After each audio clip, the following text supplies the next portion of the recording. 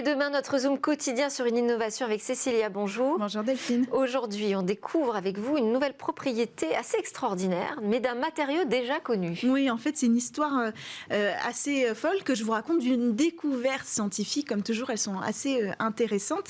Et ça pourrait révolutionner effectivement la conception des panneaux photovoltaïques de demain, car le matériau qui a été découvert sur la base d'un matériau connu est auto-réparant. En fait, il s'agit de nanoparticules fabriquées sur la base d'un élément semi-conducteur que les physiciens appellent le perovskite. C'est un matériau qui a été identifié il y a 200 ans déjà, et aujourd'hui, c'est une piste extrêmement intéressante pour mettre au point des panneaux photovoltaïques parce qu'il est semi-conducteur et qu'il transforme l'énergie solaire en électricité. Mais il y a un problème. Dans sa composition, la plupart du temps, on trouve du plomb. Et vous le savez, le plomb, c'est mauvais pour l'environnement, c'est mauvais pour la vie, c'est extrêmement dangereux. Donc, il faut trouver une solution pour extraire ce plomb de la composition de ce perovskite. Et en cherchant des solutions, des chercheurs du Technion, l'Institut technologique d'Israël, ont réussi à mettre au point non seulement des nanoparticules, c'était leur approche, transformer ce perovskite en nanoparticules. Ils ont réussi à extraire le plomb, mais ils ont aussi réussi à créer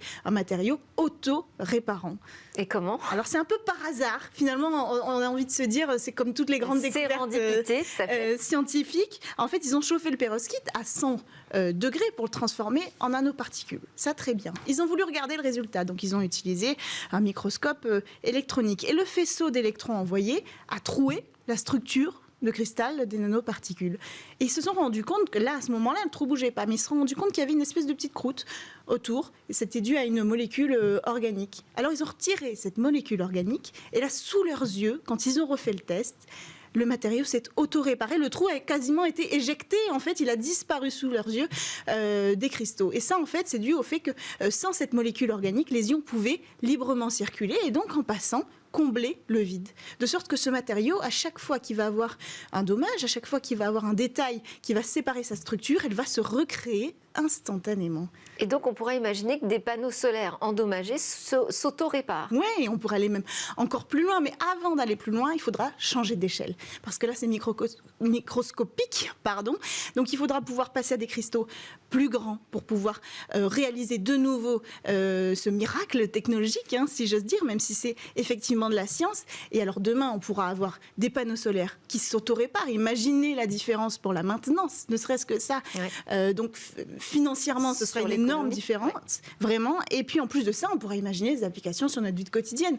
Imaginez que vous allez charger votre téléphone dans la nuit et quand vous vous réveillez, il n'y a plus d'impact sur l'écran. Ce serait quand même une belle différence dans notre quotidien. Ah oui, j'apprécierais. Oui. Merci beaucoup, Cécilia Sévry, pour ces découvertes. Et merci à tous, surtout de nous avoir suivis.